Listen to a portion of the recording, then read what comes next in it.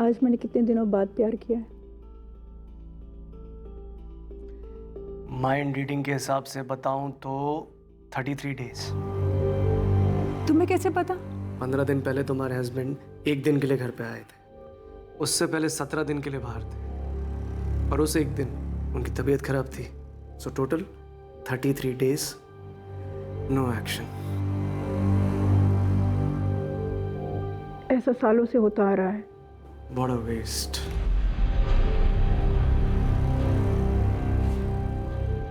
इतनी खूबसूरत औरत। और तब हम दोनों ने रियलाइज किया कि हम दोनों एक दूसरे से प्यार करने लगे। और 1 साल बाद आपने और शुभम ने शादी कर ली। बिना शादी किए भी मैं ये रिश्ता बनाए रख सकती थी, पर हम दोनों एक दूसरे से बहुत ज़्यादा प्यार करने लगे थे। और फिर मेरे बच्चे भी थे और शुभम की फैमिली भी। पड़ेगा कि तुम 3 बच्चों की माँ हो, उम्र में मुझसे बड़ी हो। Are you sure? 100%। देखो इम्पोर्टेंट ये है कि क्या तारा, शौर्य और जिया मुझे पता और डैड एक्सेप्ट कर पाएंगे? मुझे सच में नहीं मालूम। देखो नंदिनी, मैं ये प्रॉमिस करता हूँ कि मैं अपनी तरफ से पूरी कोशिश करूँगा। अब वो मेरे भी उतने ही बच्चे हैं जितने तुम्हारे। आई नो शुभम, बट शादी तुरंत नहीं करते हैं। बच्चों को प्रिपेयर होने के लिए थोड़ा टाइम देते हैं। या श्योर। तब तक मैं उनके और करीब आ जाऊंगा। नंदिनी, हमारा प्यार सच्चा है और मुझे पूरा भरोसा है आगे जो भी होगा सही होगा। ये शुभम के जाने का वक्त नहीं था, जिया के भी जाने का वक्त नहीं था, शौर्य और तारा होकर भी नहीं। अब इस घर में कोई भी नहीं। आप इन दोनों को जानती हैं? नहीं। कौन है ये लोग? ये लड़कियों को इसको सप्लाई करता है और ये लड़कियों को क्लाइंट को बेचती है। आप लोग अभी भी उसी घिनौनी थ्योरी को पकड़ के बैठे हो कि शुभम ने तारा को फ्लैश ट्रेड में बेच दिया। अरे अरे रुक जाओ ना मैडम, थोड़ा धीरे मारो ना मैडम। अरे लगे अरे अरे कितने में सौदा किया था जगन ने? हाँ, कितने में सौदा किया था?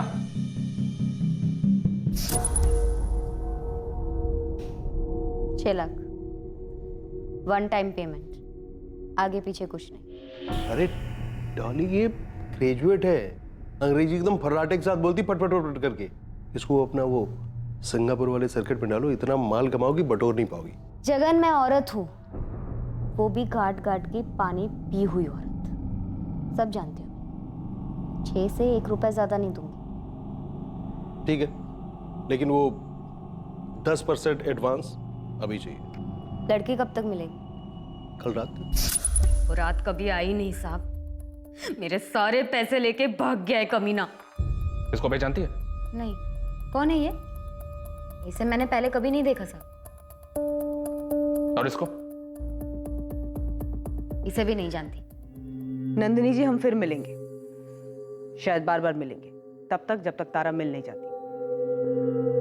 सुनिए, ये भी तो हो सकता है कि कोई और तारा को बेचने के चक्कर में था, या फिर तारा इस रैकेट में फंस गई थी और शुभम इसको छुड़ाने के चक्कर में था और मुझसे इसलिए झूठ बोला ताकि मुझे बुरा ना लगे या टेंशन ना हो। इस जगन या किसी और के भी टच में इसलिए था ताकि पैसे वैसे देके तारा को छुड़ा सके। हो सकता है। यही सच है। एक बार तारा मिलेगी तो सब बोलेगी। क्या नंदिनी की थ्योरी में सच था? क्या वाकई में तारा को ट्रैफिकर्स के शिकंजे से निकालने गए शुभम का कत्ल कर दिया गया था? क्या ट्रैफिकिंग माफिया इस कत्ल में इन्वॉल्व था? देख डॉली, अगर तूने कोई सुपारी उपारी दी थी तो अभी कभी बता दे। साहब, मेरे पास लड़की थी नहीं तो उसकी सुपारी कैसे दूंगी मैं? और मान लीजिए कि लड़की मेरे पास होती तो मैं उसे कस्टमर को बेच के पैसे कमाती ना साहब, ऐसे मरवा थोड़ी देती। मैम, मेरा नाम इस आदमी के मर्डर केस में ठीक वैसे आया जैसे जिया के केस में आया था, बेबुनियाद। हाँ, मैं चाहता जरूर था कि इस कुत्ते की मौत आए। इतनी नफरत, इसका कोई खास कारण? ओवरनाइट तो पैदा नहीं हुई मैम। ये तुम तीनों का बेडरूम है, अच्छा है ना? कम ये देखो, ये मास्टर बेडरूम है तुम्हारी मॉम का और मेरा। इनकम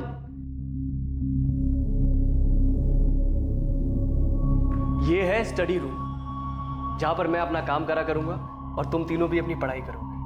मैं 24/7 मौजूद रहूंगा तुम्हें गाइड करने के लिए। Free tuitions. मुझे मेरा रूम चाहिए। है ना तुम्हारा रूम, तुम्हारा, जिया का और तारा का। पहले घर में मेरा अलग रूम था, इन दोनों का अलग और मॉम डैड का अलग। बेटा पहले अलग डैड थे, पर ये डैड तुम्हें टाइम देंगे, हमेशा गायब नहीं रहेंगे। सो प्लीज पहले के साथ no comparisons. Okay okay. Okay dad, हमने अग्री किया था ना। Okay dad. अब क्या हुआ शौर्य? नया स्कूल, नए दोस्त, नया घर, नए डैड। एक 15 साल के लड़के के लिए आसान नहीं था। जिया, मेरे बेड पर डॉल्स क्यों रखी? जिया निकालो इन्हें अभी। डैड ने बोला मैंने यहाँ रख सकती हूँ।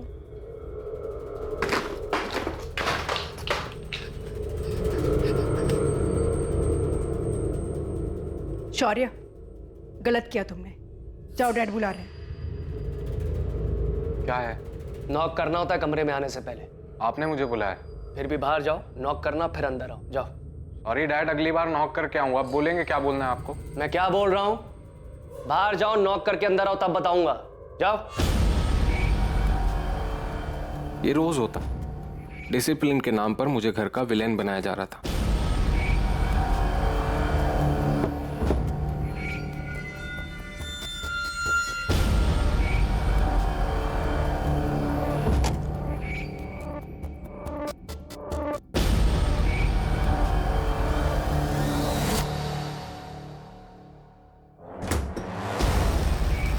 जिया सारा टाइम हाथ क्यों धोती रहती है?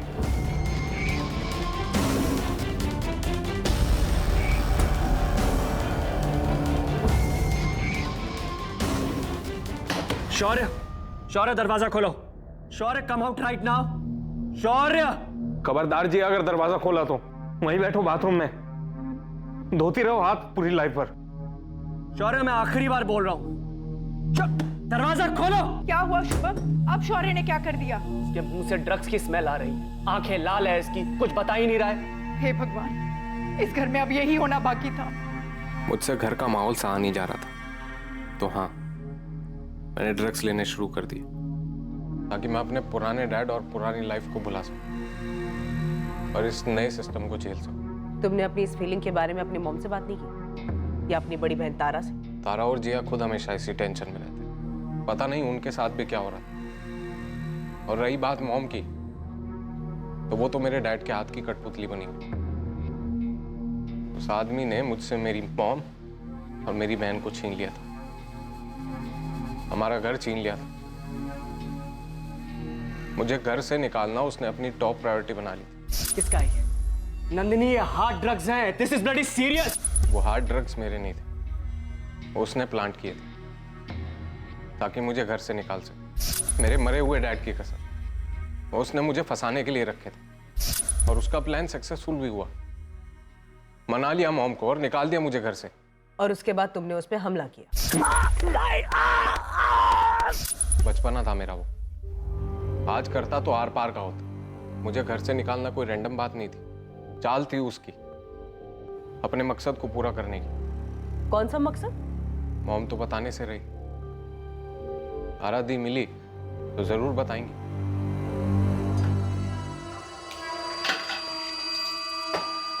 मैडम, मेरा नाम चंदा मल्ला है। मेरे पति राजू मल्ला। राजू मल्ला, जो शुभम चौहान के यहाँ ड्राइवर की नौकरी करता था?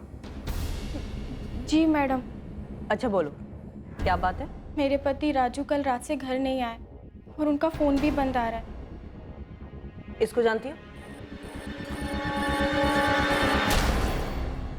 मैडम, मैं 3 महीने पेट से हूँ। राजू के बड़े अरमान है हमारे होने वाले बच्चे के लिए। मैडम प्लीज़ उन्हें जल्दी ढूंढिए। एक दिन और वेट करो, अगर राजू वापस नहीं आता है तब तुम्हारी शिकायत दर्ज करेंगे ढूंढने के राजू को, ठीक है?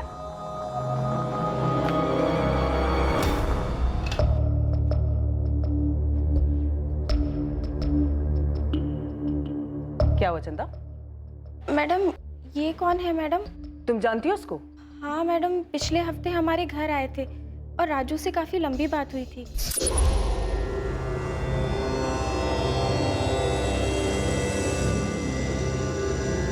अंदर बैठो, हमें कुछ जरूरी बात करनी है। राजू की इससे पहले की दोस्ती है? पता नहीं मैडम, मैंने पहली बार ही देखा था। ये केस एक समंदर के भंवर की तरह पेचीदा था और शक की सुई अलग अलग दिशाओं में घूमती जा रही थी। पर इस केस की एक सच्चाई थी कि जितने गुनहगार थे उतने ही पूरी तरह से अनजान और मासूम किरदार भी थे जो जुर्म से पीड़ित थे। सर, ये डॉली कह रही थी कि वो तारा को सिंगापुर सर्किट में डालना चाहती थी और तारा के पति अभिषेक ने हमसे कहा था कि वो पिछले 10 दिनों से सिंगापुर में था। दिशा, तुम अभिषेक से बात करो, पता करो आखिर सिंगापुर में ही कर क्या रहा है। Right sir. दीक्षित सर। खबरी राशिद को बोलो कि जगन के साथ साथ इस राजू को भी ढूंढो। सर। और मैं डिटेक्टिव राघव साहब से मिलता हूँ, देखता हूँ इस कोर्ट में क्या पेश करते हैं।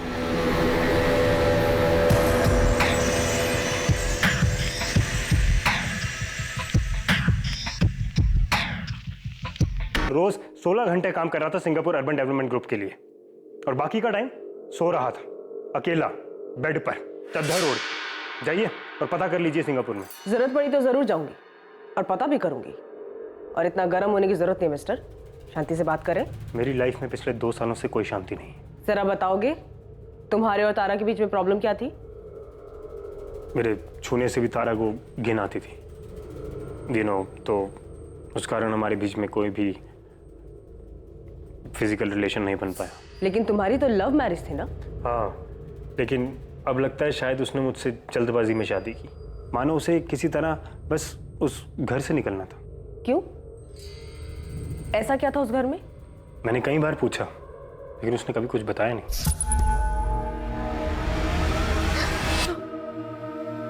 मैं सिर्फ इतना पूछ रहा था कि चाय की पत्ती कहाँ रखी। मुझे लगा तुम्हें सेक्स करना है। वो तो मैंने शादी के 1 हफ्ते के बाद ही ट्राई करना बंद कर दिया था। इस रिएक्शन के बाद सेक्स तो क्या, कोई तुम्हारे साथ बैठकर चाय तक पीने में कतराएगा तारा? मैंने तो मैं पहले दिन ही कहा था कि मेरे कुछ इश्यूज हैं। शादी के बाद बोला तारा, क्या ये नाइंसाफी नहीं है? जब हम डेट कर रहे थे तब तो तुमने कुछ नहीं बोला। बोला तो शादी नहीं करते। करता, लेकिन उससे पहले तुम्हारी हेल्प करता इस डर से उभरने में। तारा, अभी भी देर नहीं हुई है। आखिर बात क्या है मुझे बताओ, हम डॉक्टर को कंसल्ट कर सकते हैं। जब जाना होगा तब जाऊंगी डॉक्टर के पास। तो फिर तुम यहाँ आई क्यों थी तारा? मैं आज ही अपने घर वापस जाऊंगी। लेकिन वहां से लौटने के बाद तो तुम्हारा मूड और भी खराब रहता है। तुम्हें चिंता करने की कोई जरूरत नहीं है। इस बार मैं लौट कर वापस नहीं आऊंगी। उसके बाद वो कभी घर नहीं लौटी और अब तो पूरी तरह गायब है। और फिर उसके फादर मारे गए, सौतेले फादर। सौतेले? मुझे नहीं मालूम। तो फिर तो अफेयर के बारे में भी नहीं मालूम होगा। अफेयर? किसका अफेयर? शुभम चौहान की पत्नी नंदिनी को अभी यहाँ बुला सकते हैं इंस्पेक्टर? Okay, sure. राशिद भाई, इनमें से केस का विलन कौन है? तीनों मिल हो सकते हैं, कोई एक या दो भी। या शायद विलन शुभम चौहान ही था, या वो हीरो था इस कहानी में। ये सब पता करना पुलिस का काम। अपना काम है परोसना, गर्मा गर्म, वो भी जल्द से जल्द। मेरे छूने से भी वो कांप उठती थी और तारा ने एक ड्राइवर के साथ अफेयर किया। शुभम चौहान ने आरोप लगाया था कि अफेयर था, पक्का नहीं है। ये शुभम चौहान, जो मुझे अभी पता लग रहा है कि तारा का रियल फादर नहीं था, वो कुछ अजीब तो था। कैसे? वो मेरे और तारा का पैचअप करवाने की कोशिश कर रहे थे, लेकिन कुछ अजीब था। समझाओ मुझे। कैसे डैडी जी? आप फादर हैं तारा के? अभिषेक, मैं एक मर्द भी हूँ। मैन टू मैन बताओ क्या बात है? सर, एक्चुअली इश्यूज बेडरूम में है। आपकी बेटी और मेरे बीच कुछ होता ही नहीं है। मैं उसे छूता हूं तो उसे घिन आती है। तुम उसे शायद ठीक से छूते नहीं हो, जैसा कि उसे पसंद हो। डैडी जी, आप? अभिषेक, हर लड़की, हर औरत अलग होती है। उसके डिजायर्स को जगाना एक आर्ट है। टाइम लगता है। मैडम, वो सीधे कह सकते थे कि किसी सेक्सोलॉजिस्ट से मिलो, लेकिन नहीं, वो मुझे डिटेल में समझा रहे थे अपने खुद के दामाद को, अपनी खुद की बेटी के बारे में। वैसे एक बात बताओ, तारा से पहले तुमने कोई एक्शन नहीं देखा क्या? अरे ऐसे क्या देख रहे हो? कॉर्पोरेट जॉब में हो, स्मार्ट हो, कोई तो अफेयर रहा होगा। आप समझी मैडम, एक किस्म का परवर्ट कह सकते हैं, विकृत।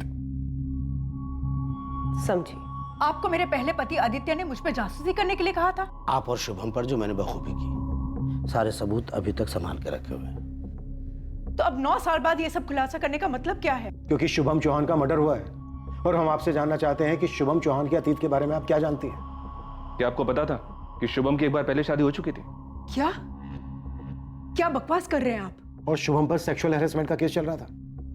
आप लोग ये सब क्या बोल रहे हैं? इसी केस के चलते शुभम को नौकरी से निकाल दिया गया था। आप लोग ये सब इसलिए बोल रहे हो ना ताकि शुभम को। देखिए मैडम, शुभम को डिफेंड करने के बजाय बेहतर ये होगा कि आप सच जान लें। 9 साल पहले मैं दिल्ली गया था शुभम की डिटेल निकालने के लिए। 2008 और 2010 के बीच में वो एक टॉप की एडवर्टाइजिंग कंपनी में सीनियर कॉपीराइटर था। रिक्वेस्ट है सर, एक सीरियस मामला है। ओके, ऐसा है, शुभम चौहान नो डाउट हमारा बेस्ट कॉपीराइटर था, लेकिन सबसे घटिया एम्प्लॉय था। जल्दी पायल जल्दी, क्या प्रॉब्लम है? सर मुझे शुभम के खिलाफ सेक्सुअल हरासमेंट की ऑफिशियल कंप्लेंट दर्ज करानी है। कुछ सीरियस है पायल? हे सेक्सी, बहुत जल्दी है घर जाने की? डेट है कोई?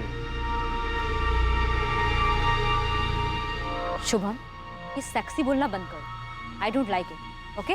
क्यों? सेक्स पसंद नहीं है तुम्हें? वैसे जिस तरह के कपड़े पहनती लगता तो नहीं है। And this hungry look in your eyes.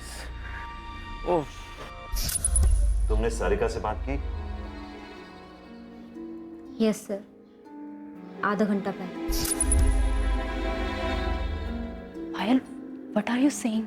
Sorry, पर मेरे पास और कोई ऑप्शन नहीं था और मैं ये नहीं समझ पा रही थी कि तुम्हें ये सब कैसे नहीं पता। ऑफिस की हर दूसरी लड़की के साथ ऐसे बिहेव करता है। लड़कियां जॉब सिक्योरिटी के चक्कर में चुप रहती है, जबकि तुम्हारा हस्बैंड टॉप का कॉपीराइटर है, काफ़ी पावरफुल है, उतना ही घटिया। शुभम को न सिर्फ नौकरी से निकाला गया, बल्कि उसके बाद उसे किसी भी एडवर्टाइजिंग एजेंसी में जॉब नहीं मिली। उसकी पत्नी सारिका इस सदमे और केस की बदनामी को सहन नहीं कर पाई और उसने आत्महत्या कर ली। इस सब से भागने के लिए शुभम मुंबई शिफ्ट हो गया। और आप ये सारी बातें मुझे अब बता रहे हैं? देखिए मैडम, आपके हस्बैंड आदित्य ने मुझे एक खास काम के लिए रखा था। मैं तो उन्हें ये वाली फाइल भी देना चाहता था, लेकिन मुझे आपसे कुछ और भी बात करनी है। मुझे अब कोई बात नहीं करनी है, आप ये पैसे लीजिए बस। फिर से आपकी बदनसीबी, आपको कुछ बिना बताए, बिना कुछ पूछे आदित्य हार्ट अटैक की वजह से चल बसा और मेरा ये केस क्लोज हो गया 9 साल पहले। लेकिन जब मैंने शुभम के मर्डर के बारे में पढ़ा तो मुझे लगा दाल में कुछ काला है। नहीं, ये एक पूरी तरह से फर्जी केस है। आप सब लोग मिले हुए हो शुभम को बदनाम करने के लिए। आपको अभी भी ऐसा लगता है? ओके, अबे चौहान, इंस्पेक्टर सौरभ रावत, मुंबई पुलिस से। कहीं इंस्पेक्टर, इस वक्त हमारे सामने तुम्हारी भाभी नंदिनी जी बैठी हुई है। अबे, क्या तुम्हारे शुभम भैया की पहली पत्नी सारिका ने सुसाइड किया था? जी हाँ, किया था। क्या तुम्हारे शुभम भैया को दिल्ली की एड एजेंसी ने सेक्सुअल हैरेसमेंट के केस की वजह से निकाल दिया था? जी हाँ, लेकिन अब ये सब क्यों पूछ रहे हैं आप?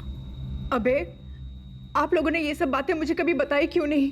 भाभी, जब भैया ने आपको कुछ नहीं बताया तो हम क्या बताते? और वैसे भी उन्होंने शादी हमसे पूछ के तो आपसे की नहीं थी।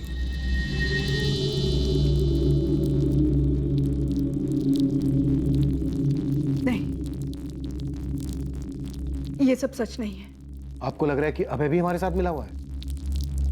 ठीक है जी साहब।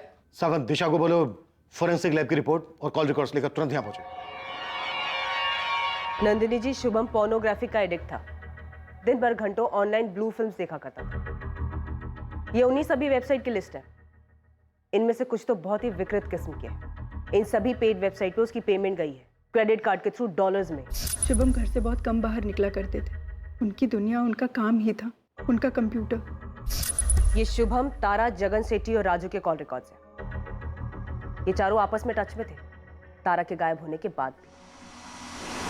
क्या नंदिनी मास्टरमाइंड थी शुभम के कत्ल की? या वो शुभम की असलियत के बारे में कुछ नहीं जानती थी? या जानकर भी अपने दिलो दिमाग में उसे नकार रही थी, लिविंग इन डिनायल जिसे कहते हैं? या फिर इस केस की सच्चाई कुछ और ही थी? पहला खुलासा हुआ जब खबरियों के जरिए जगन सेठी का पता लगाया गया।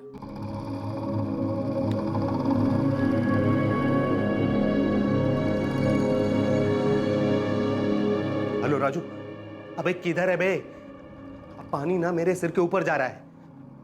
अबे अब मैं कोल्हापुर में ज्यादा दिन तक नहीं छिप सकता हूँ। पुलिस कभी भी। जगन सेठी, तारा और राजू कहाँ है? मेरे को नहीं पता।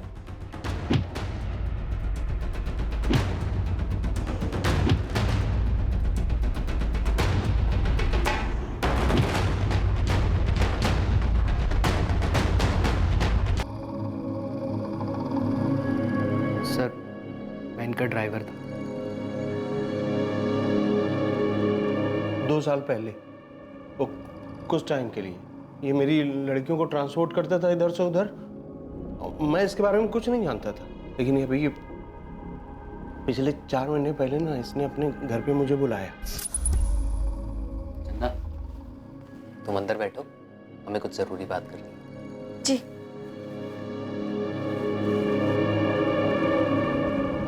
जगन सेठ, बीवी है वो मेरी, वो भी पेट से है। अरे हाँ, बोलो क्या बात करनी, बोलो। एक लड़की बेचनी है। अच्छा, दिखाओ।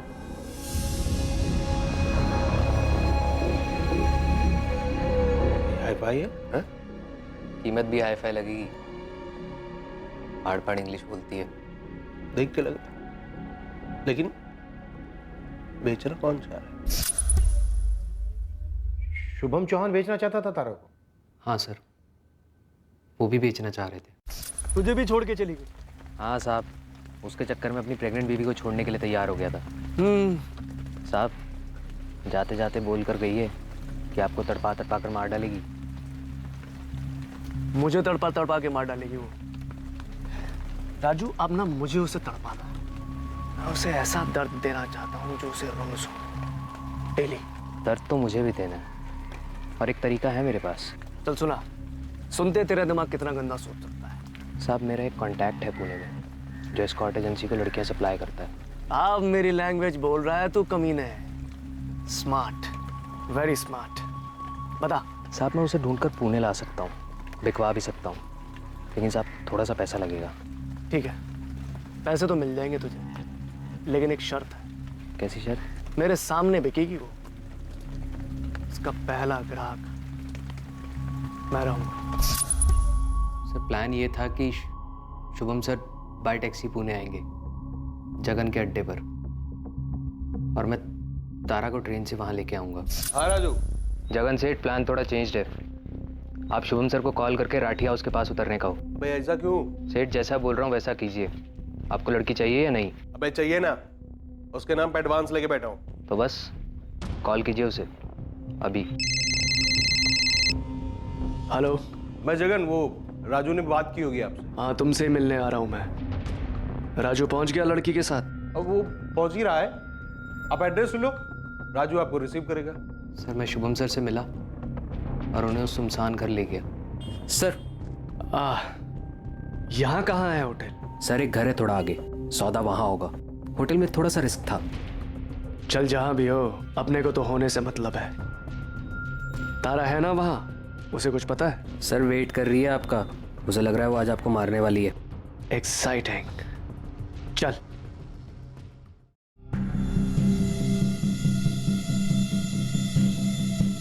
तारा कहाँ है? अंदर तो जाइए सर, मैं जगन सेठ को लेकर आता हूँ।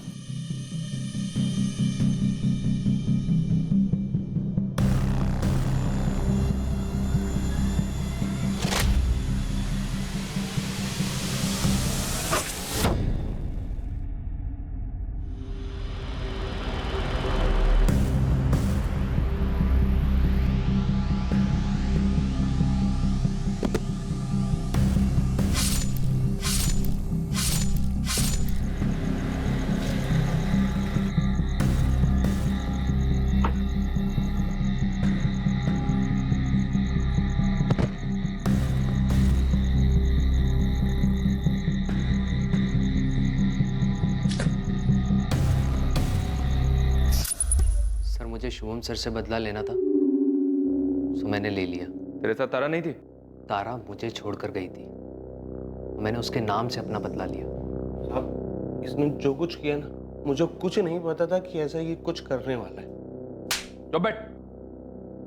तारा कहाँ है राजू? मुझे नहीं मालूम सर, मेरा तारा के साथ अफेयर हुआ जरूर था। अफेयर पकड़े जाने के बाद वो गायब हो गई। झूठ। तब और मत बचा तारा को, मिल गई है तारा हमें। रोंगटे खड़े कर देने वाली सच्चाई बयां की। जिस आदमी को मॉम ने हमें डैड कहने के लिए इतने साल तक फोर्स किया, वो किसी एंगल से डैड नहीं था सर, दूर दूर तक नहीं था।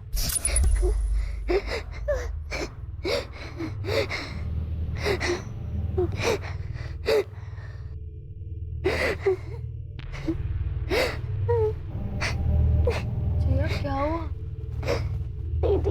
दीदी मुझे नहाना है। अभी क्यों?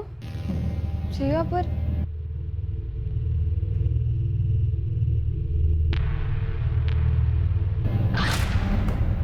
तारा, कितनी बार तुम्हें समझाया कि नॉक करके अंदर आया करो। बेसिक मैनर्स सिखाने पड़ेंगे तुम लोगों को। गो आउट, नॉक करके अंदर आओ। गो। मैं सिर्फ 16 साल की थी, लेकिन सब समझ रही थी कि कुछ गलत हो रहा है घर में। मॉम, जिया कहाँ है? वो तुम्हारे डैड के साथ लॉन्ग ड्राइव पे गई है। मुझे आपसे जिया के बारे में कुछ बात करनी थी। तुझे क्या लगता है मैंने नोटिस नहीं किया? तेरे डैड ने भी नोटिस किया है। जिया सेल्फ कॉन्फिडेंस में लैकिंग है। तुम्हारे डैड और मैं मिलके उसकी हेल्प कर रहे हैं। स्पेशली तुम्हारे डैड बहुत कंसर्न है वो जिया को लेके। तेरी और शौर्य की भी बड़ी फिक्र है उन्हें। और जानती है, कल से तुझे ड्राइविंग लाइसेंस देने वाले हैं। मुझे कोई ड्राइविंग नहीं सीखनी। ऑफ कोर्स सीखनी है बेटा। तुम्हारे डैड चाहते हैं कि तुम तीनों इंडिपेंडेंट बन जाओ। सीधे सीधे। कम ऑन तारा, एक्सेलरेट करो ना, दबाओ इसको। अब बार बार मेरे पैर को क्यों छू रहे हो? क्यों मतलब? पैर से एक्सेलरेट करोगी ना, ये तुम अपने इस मोटे सर से। अब बार बार मुझे ऐसे टच मत किया करो, मुझे अच्छा नहीं लगता, वरना मैं मॉम से कह दूंगी आपके बारे में। ट्राई करके देखो ना, तुम्हारी मॉम ने थप्पड़ मार के सारी हेकड़ी निकाल दी। यही धमकी डैड ने जिया को भी दी थी। ये मुझे सालों बाद पता चला, लेकिन तब तक बहुत देर हो चुकी थी।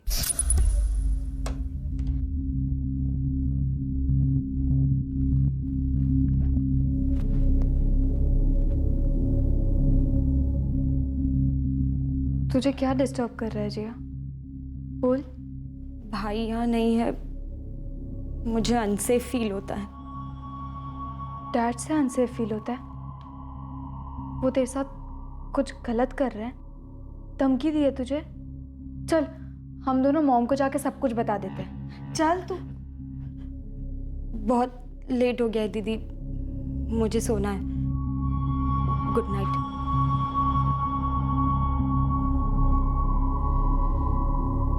वो उसका लास्ट गुड नाइट था सर। जिया ने सुसाइड किया होगा, लेकिन उस आदमी ने रोज उसका कत्ल किया था। और शौर्या को घर से निकालना प्लान था उस आदमी का, ताकि उसे खुला हाथ मिले, जिया और मुझे गंदी तरीके से छूने के लिए।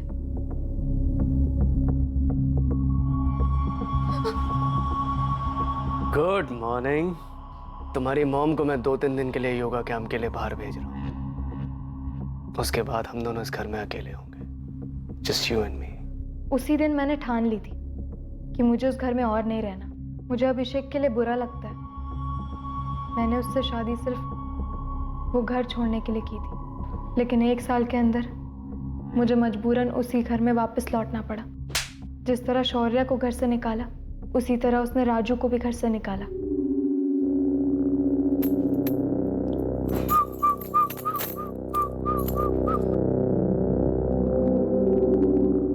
अपने पति को नहीं छूने देती, मुझे नहीं छूने देती, उस राजू के हाथ में कौन सा जादू है?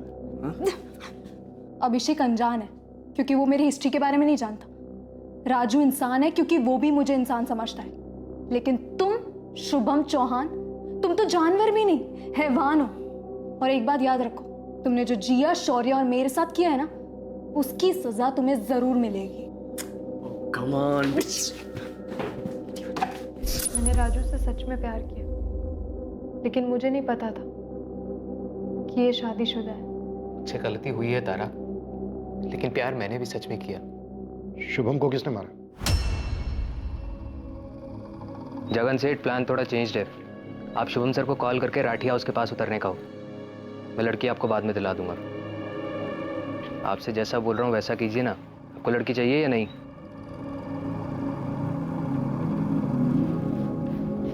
तारा कहाँ है? अंदर तो जाइए सर।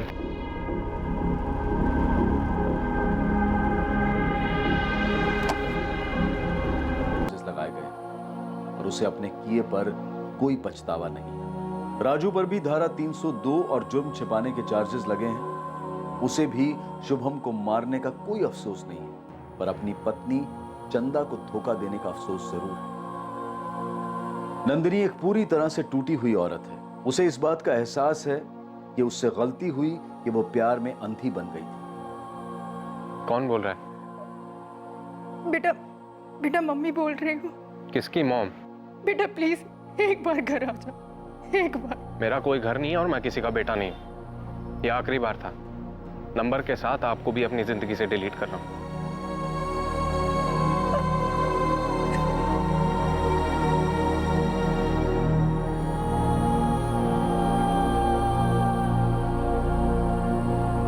खून के रिश्ते से जुड़ा परिवार इंसान की सबसे बड़ी संपत्ति होती है, और इस संपत्ति की रक्षा का मूल मंत्र है कि परिवार के बाहर कोई ऐसा रिश्ता मत जोड़ो जो परिवार के बंधन को तोड़ दे। फिर वो चाहे कोई लव अफेयर हो, दोस्ती हो या बिजनेस पार्टनरशिप हो। सलाह मशवरा करना, अपनी घरेलू रंजिश को बयां करना, ये अपनी जगह है। पर जैसे ही कोई बाहर वाला आपको आपके ही परिवार वालों के खिलाफ भड़काता है, जहर घोलने लगता है, तो ये लाल झंडी होती है कि इस इंसान का मकसद नेक नहीं है। ऐसे जहरीले व्यक्तियों को और अपने अंदर की खुदगर्जी को किनारे रखना बहुत जरूरी होता है, ताकि जुर्म को अपना सर उठाने का मौका ना मिले। अब मैं अनूप सोनी आपसे विदा लेता हूं। कल रात 11 बजे कौन बनेगा करोड़पति के करमवीर एपिसोड के बाद आपसे फिर मुलाकात होगी एक और नए केस के साथ। और याद रखें, क्राइम और आपके बीच में सिर्फ इतना फर्क है कि आप कितने सतर्क हैं। सतर्क रहें, सुरक्षित रहें।